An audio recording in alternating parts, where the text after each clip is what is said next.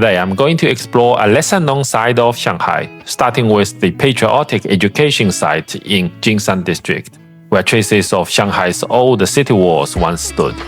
Then we will head to a small fishing village by the sea in Jinshan to experience local coastal life and talking about the disappearing Shanghai dialect.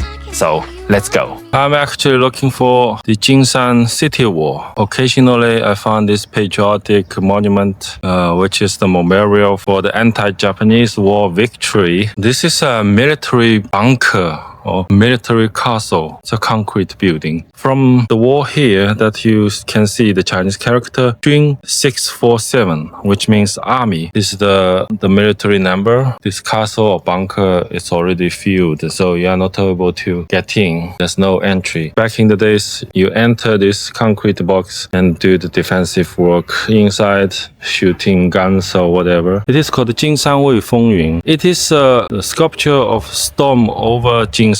I think this is very Soviet style sculpture. This is in commemoration of the 70 years anniversary of the World War in December. It is a World War anti-fascist war memorial. It's kind of like surprising me because this is in the middle of nowhere. No Shanghainese, no people will come to this place, but they have this memorial sculpture and a war castle or war bunker also found here. Interesting, huh? This is the Jinshan Wei City Gate and the tower. I think this location is the starting point of the old Shanghai City Wall, and this is also defensive location for the Chinese army to defend Shanghai against the Japanese invasion. That's why they turn this location into a patriotic location. Okay, maybe just starting from here, give a quick view because this is a relatively small park. I believe there was a city wall or city gate segment. They just renovated again, make it look like a real authentic one. So now city gate inside a park.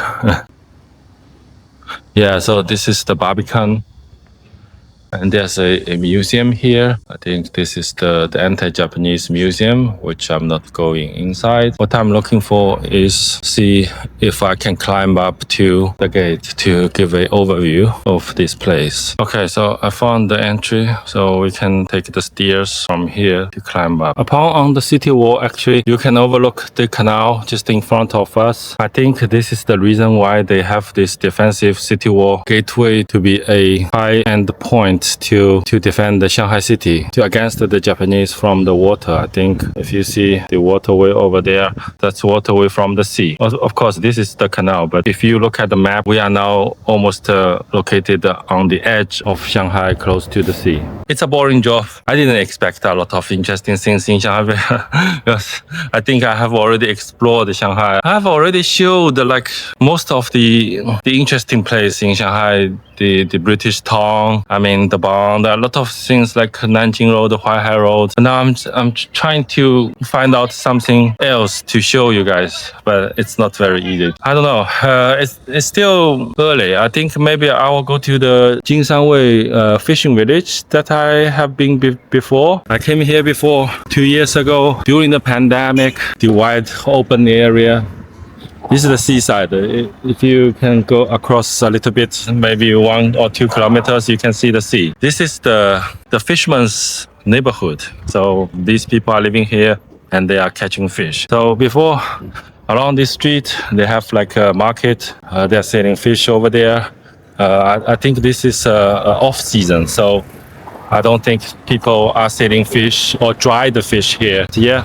Maybe we can just take a quick view of this fishing village again in 2025. Okay, off we go. So this is the starting point. If you see this Dialect, right? This is the tower to defend the whole village. They still got like old aunties and uncles. They are coming here. But you can see this seems like a much busier place for tourists. At least you can see few of the tourists here. Yeah, they are selling like dried fish and dried prawns, and because this is like May, right? I think it should be like after August or after September. That will be the season to sell the fish. A nice river view. See the wooden architecture along the sides. This is in flourished canal view, usually. See what I mean? All the grannies. I think this is their local way of living, right? Granny is walking too slow, so we overpass her. Okay, so these shops are not opening. Actually, they are closed. Closed for a reason, maybe not very good business here. Okay, so I'm just like purposelessly wandering. I'm talking about, I'm in Shanghai, so I'm walking in the Shanghai village. But this is Jinshan, right? Jinshan is a remote suburb, almost of Shanghai region. So 50 kilometers from the city center. And but here you can observe some of the older way of living. See the canal and see the plants. I'm not against to live this kind of lifestyle, but you know, the basic living standard should be also lifted. Otherwise, I would be unsatisfied. This corridor area, like these stone tables, are definitely renovated for the tourist reasons. But because this fishing village is kind of like rich, right? A lot of tourists come here to buy fish. This place is relatively better than the one that I saw before. See, Granny is also using cell phone. Granny is also using 5G network. So, not bad, right? I'm walking off the touristy place of the fishing village, walking to non-touristy place, but maybe it's private. I cannot go so far, maybe. I don't know. I'm just exploring. This is the riverside of the village. Well, this river isn't stinky. It's not also clean.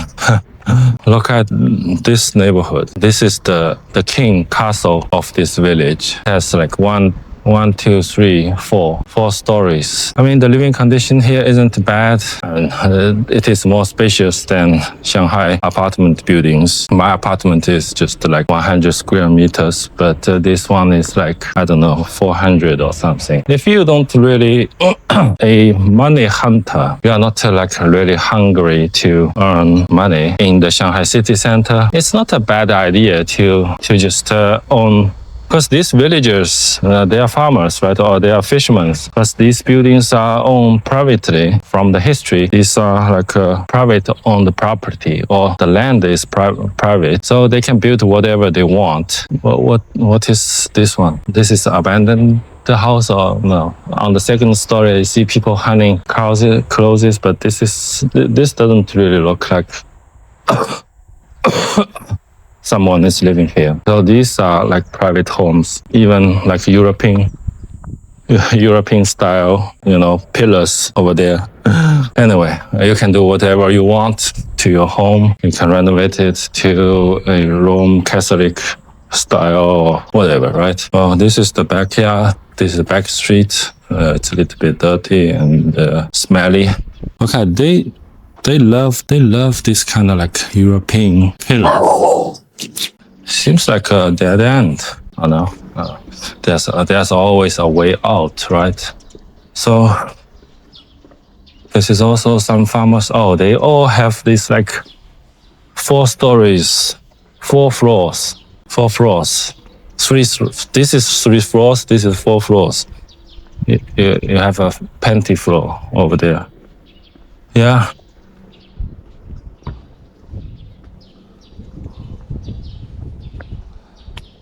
And also this backyard is kind of like old. Well, interesting, huh? If you go to other provinces, like this year, I don't have a chance to go to Henan province. If I have a chance to go to Henan province, oh, look at this. Quite spacious.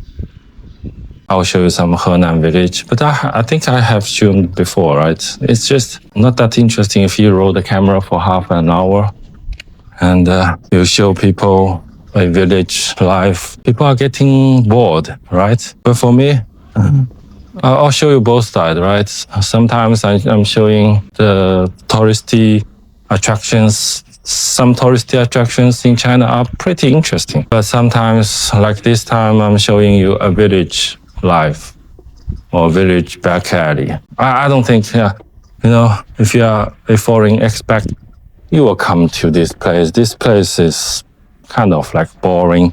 What's the reason for you to come?